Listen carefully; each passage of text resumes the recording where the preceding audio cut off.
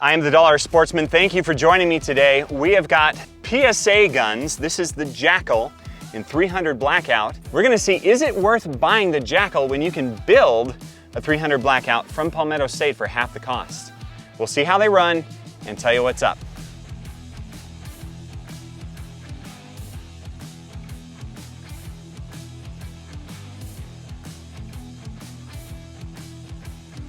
A very special thank you to our sponsors who are not really involved in this particular video today because they're airgun sponsors, Zan Projectiles. They are the slug maker that I use all the time through my competition air guns. If you want to check out more about that, you should watch my other videos. Also, a very special thank you to the guys right down there. Utah Air Guns for also sponsoring the channel. They have sponsored my competition air guns for the last couple of years, and I absolutely love those things. They are so accurate, so fun, so awesome. If you're looking to get into NRL 22 air gun, there's more precision in the tuning of an air gun than there is in a 22 LR. Which is pretty slick. So very special thank you to them. They don't just sell high-end air guns though. They also sell a bunch of more budget-friendly stuff that we've covered on the channel at length. Umarex Nodos, the whole line of Umarex guns is there, and a bunch of other awesome guns that you need to check out yourself. So check them out. There is a link below. So I'm here with my good buddy, Chris, the evolved version of me from Elevated Gunworks. And he has come out here to shoot with me today. Thanks for coming, dude. Yeah, it's a great day. It's funny because we got here and it was hailing and raining. Yes, it was. Then it cleared up and then the sun came out and we actually had a good day of shooting. It was great. Yeah, and now it is cloudy again and there's a storm on the horizon. Yep. So that's how it works. No, it was a good day though. Good day shooting these two guns. Got a lot of good rounds down range with them. Feel pretty good about how they're gonna shoot if we had to use them in any kind of setting. So feeling pretty good about it. We have the JAKL, and this is like one of the coolest builds that came out of Palmetto State Armory. Now, if you guys are not familiar, which I'm sure you are if you're watching this video, Palmetto makes more budget-friendly rifles that also have pretty freaking good quality, in my opinion. I've shot them, I've built them for years, and I asked them to send me out a JAKL to test. Now, I'm not keeping this, full disclosure, there's no money involved here. I am an affiliate with Palmetto, so if you want to buy one of these, then I get a small kickback. There's a link in the description. That's how it works. So we had the chance to review this, but this is after I already built a 300 Blackout just a few months ago, which you've seen on the channel. Suppressed, this thing is pretty fun, very small, 7-inch barrel. And I wanted to do a comparison because this stock with no suppressor, no optics, no nothing, was like 600 bucks, which is pretty cool. Wow. Whereas the JAKL is around 1100, I think it's running right now. So let's talk about a couple of the differences. First and foremost, the JAKL is a piston system. So reciprocating rail right here does not reciprocate when you actually shoot. Pretty freaking awesome. It's a very cool system, very compact. You can fold it and you can shoot it this way too, which is pretty neat. Now I have a folder on this gun, which is my build. You cannot shoot it folded. This is a classic gas-driven system, just like your standard AR-15, and it does get very compact. I mean, when we hold them up here, this is a Sylvan Arms folder on this one, by the way, but they're about the same size. This is slightly longer, right? Obviously, with the suppressor, it's longer, right? Yeah. So your flash hider's gonna be sitting about right there. So you're about 2 inches shorter. Yeah. Obviously, the suppressor's giving it that extended look, but you're about 2 inches shorter on this, just simply because of barrel length. So yeah, not bad. Very compact, both of them are, but different systems. If you are used to the classic AR system, that's what this is. And I'm very used to those. I've built them for a long time. Very accustomed to that. I am not accustomed to this. So there is that. The second thing is this has an adjustable gas block on the front, which I really appreciate. So if you are going to suppress this, you can adjust the gas block. And it used to be this smaller little screw on the inside. They upgraded that to this, which actually sticks out, and it's very easy to adjust if you needed to. I appreciate that. You do not have that on this AR build. So the gas system is what it is. And obviously, running suppressed, that can be a con, right? For those of you that are familiar with shooting 300 Blackouts, you've got your supersonic and your subsonic rounds. Now, if you're shooting a DI gun or a direct impingement gas system, You do have to be concerned about what kind of buffer and spring you're using in this gun, because if you shoot subsonics and you're using a heavier buffer, sometimes that's going to cause the gun to not cycle, whereas a supersonic will probably cycle just fine. The other factor is obviously your suppressor. If you're using a blowback type suppressor that's going to create more pressure, that's usually when you want to go with the heavier buffer system to make sure that gun's softer. If you're using a flow-through type suppressor, you're obviously going to want to go with a lighter system. So, you know, a lot of what we see when people are getting into 300 blackouts is they buy the gun, they go home, they buy ammo, they go shoot it, it doesn't run the way they want it to, or it malfunctions. And a lot of that's because you've got to actually build these and design them to shoot the kind of ammo that you're wanting to shoot. They're not just as easy as plug and play like most of your 5.56 ARs. So agreed. That is actually an important thing to note, is when I have run one particular brand of ammo that's subsonic through this, suppressed, and that's kind of the whole reason for this, right, is to be extra quiet, it did not run, it did not cycle. I need to change out the buffer tube in this to be a little better in order for it to cycle fully. So in a case like that, if you're going to run it suppressed, we definitely want to go with a lighter buffer on that, probably a lighter buffer spring if you want to go that route as well, just so that it's soft enough to get back forward and get that round loaded in and go. Normally when you have a malfunction like that, it's because you fire the round. The subsonic round doesn't have as much gas, so it comes back partially, doesn't go back far enough to grab that next round and feed it, so that's where your malfunction initiates. Then your next round, you go to pull the trigger and you just get a click, which we were actually seeing tonight with some other guns we were testing out. So. Yes, we did. Yep. With this, you just have the gas adjustment and you can get that done. That's pretty nifty. Just saying. These are very similar barrel lengths, very similar sized guns. They run different, all right? So we're gonna shoot them. We're gonna show you just us shooting, and then we'll give you our feedback on how that ran compared 600 versus 1100 and pros and cons of both. Let's do it.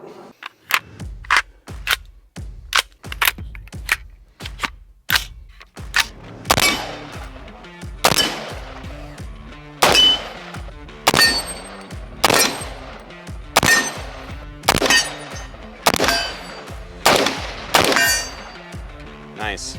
Up.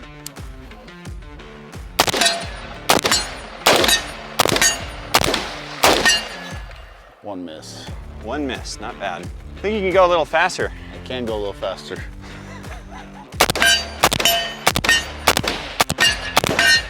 Not bad. Still one miss. Still that fourth Not shot, bad. I think. Missed. Missed, missed, missed.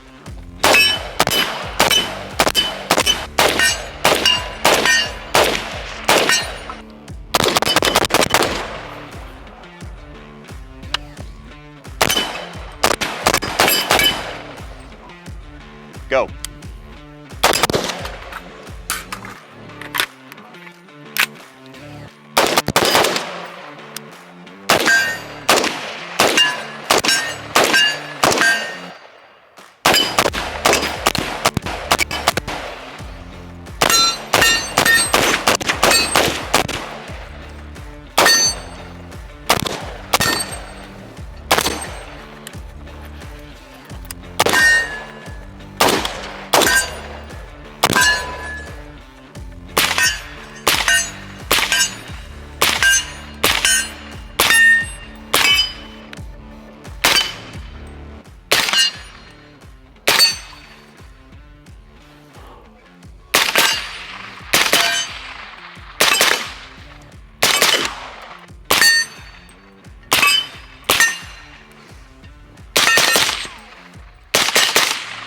Target down, target down.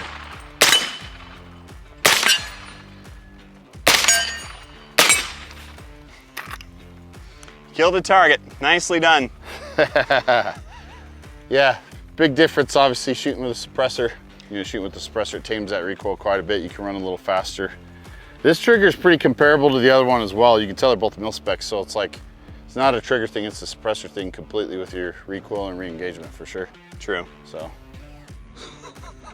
God, its neck broke. That's why our target dumped. You nailed it, dude. I guess if you shoot the neck, the head will pop off. So. True. All right, so that was fun shooting. Yeah, that was really fun. Got some rounds down range, knocked some steel off of their mounts. Yeah. It was good. You killed it, dude.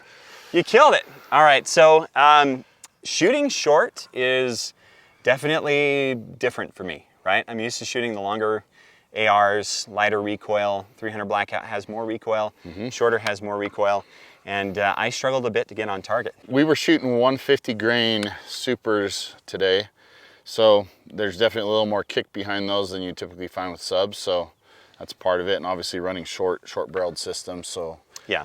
Now I will say, you have some good feedback on the riser. Yes, right? Absolutely. So let's talk about this one real quick here. So couple things I wanted to talk about real quick is anytime you're on a shorter weapon system, if you can see, we've actually got an absolute riser on this, not quite a full 1/3 co-witness. One of the things you notice is when you're getting ready and you go to come up on target, that optic is sitting a little bit lower than you want, so you actually have to get down and squeeze down on it. So with a new gun that we haven't shot before, trying to run it, it took a minute to get used to that because that's just sitting really low. So for those of you that do shoot short barreled systems, usually you want to get that riser a little further up just so you can get up on target a little more comfortably and not have to kink your neck as much. So that's one thing we both noticed, I think, shooting the weapon. 100%, and I noticed it with both, right? So I've just got the Athlon on here, I've got an Axion on there. Obviously very different, right, in price point for the optics, but they both could be higher when we're bringing it up. And this one I'm a little more used to because I built it. It's got a very strong cheek weld, which is nice. This, not so much, right? So both of these are pistol builds. These are not rifles. So let's get that clear, ATF. Getting destroyed in court for good reason. But yeah, it was a little harder to come up on this one. Yeah, you've got the folding pistol brace that comes with the firearm from Palmetto, correct? Yeah. So with this pistol brace system, this is actually a very minimal folding device. So when you come up on it, you're not going to have that raised area that you typically would on a buffer tube. Yeah. Part of the reason why is if you look at the profile of the weapon, anytime you're running a piston system, you actually have your recoil spring sitting above the bolt carrier. So what you'll see is the profile of the weapon actually sits a little higher, which is why that piece sits lower on this gun. Whereas your standard AR, your buffer tube seems to sit a little higher. It's easier to get a cheek weld on there. So it's one of the first things you'll notice on a piston system. You do have the Picatinny rail piece back here, so you can adjust that up and down if you want. So you can bring it up, and let's see, we got 2 more notches that you could come up on it. So if that bugs you a lot, you could actually just adjust it right up. Or you can adjust it right down if you want to get a better point of view on your optics. So. Yeah, so there are options, I guess, around it. The other thing, both of these triggers are pretty much the same. So let's, yeah, these are pretty, they're pretty much the same trigger. So let's go ahead and run this. There's no take up. Not bad. It's like 4 pounds. Yeah, this one, same here. It's a single stage. There's no 2-stage on this. You just put some tension on there. Yeah. Squeeze, squeeze, squeeze. Then it breaks. Yeah. These are standard combat triggers. Yeah. They do have the nice coating on them, which is nice. So if you're getting a lot of fouling inside your weapon, it's not going to affect the trigger hammer system. But they are both standard combat triggers. Yeah. Now, granted, these are ALGs, right? Mm-hmm. So they're better than, your mil-spec trigger, thank heavens. Because, yeah. I guess the biggest thing you're going to notice is the poundage of pull is going to be similar to your mil-spec. However, you're not going to have the grittiness once you get the pressure on the trigger and it breaks. Agreed. You have the pressure and then it breaks. There's no gritty sliding metal or anything that you're going to feel. It's just squeeze, squeeze, squeeze, and then it breaks. Yeah. So that's a benefit to this type of trigger. So I will say that would be one of the major things that we could upgrade in these. I like LaRue triggers personally. They're half the cost of a Geisley, but Geisleys are awesome. So I'm not banging on those at all. They're fantastic triggers, but you can get really good triggers that are more budget friendly. Dollar Sportsman. Yeah. Got to do it. In terms of the actual shootability of these, what else did you notice?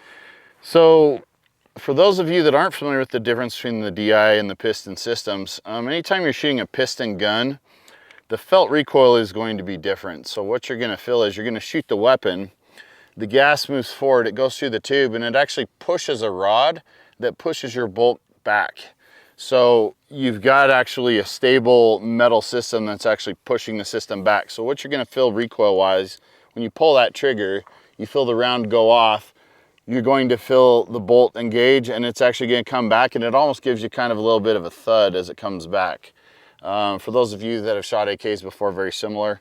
You know, it's that what you're feeling is that push rod system pushing the device back, and then it hits all the way back, and then it moves forward.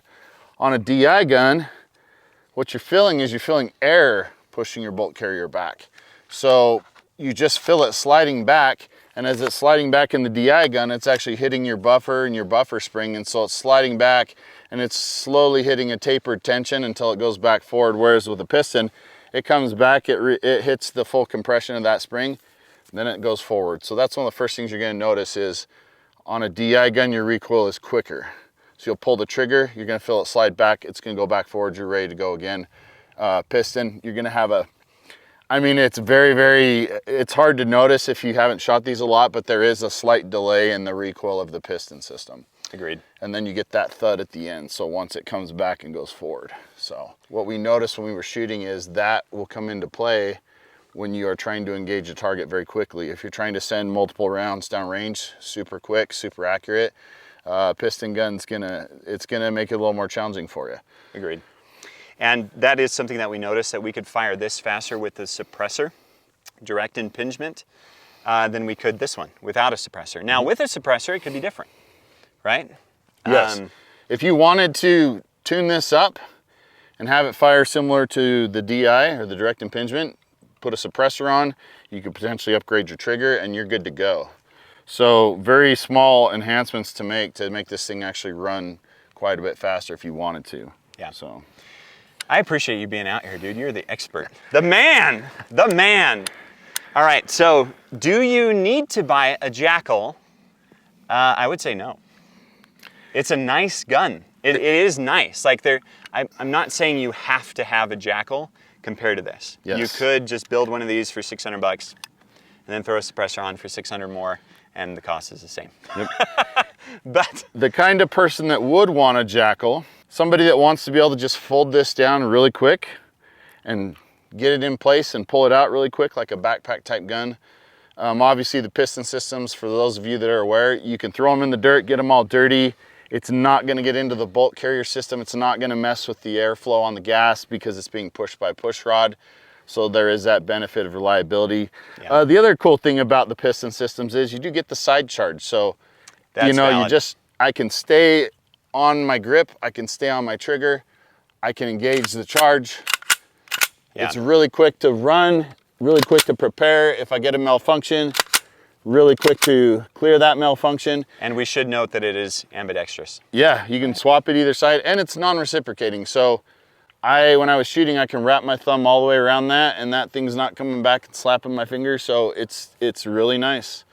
And so for those of you that are looking for a system like this, for a piston gun, it's really nice. I mean, your other options for piston 300 blackouts are pretty slim in the market.